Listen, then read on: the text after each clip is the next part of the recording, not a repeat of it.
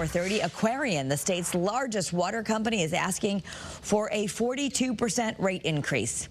The parent company, Eversource, says they've got no other choice. Your chief political reporter, Susan Raff, is live at Eversource headquarters now in Berlin with more. Susan?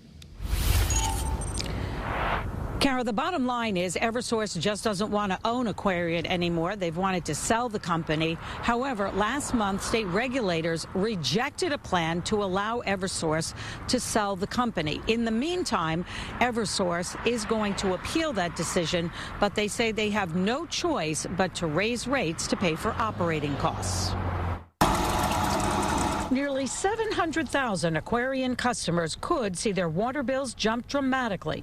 This week, Eversource filed a letter of intent to let state regulators know they are planning to request an increase, not for electric rates, but water. Eversource owns the Aquarion Water Company. They say operating costs are rising, and the company needs to make infrastructure investments.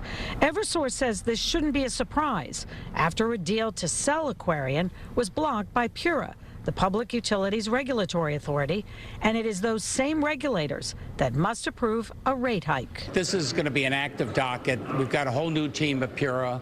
I just urge them to look at this very carefully and make sure that every dollar is justified.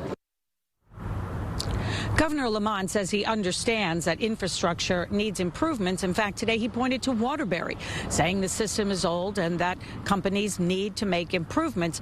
But a 42% increase, he says, is a lot. Now, coming up on Eyewitness News at 6, Aquarion customers weigh in on this rate increase and why some state lawmakers feel this rate increase, this size, this big, is a bit tone deaf.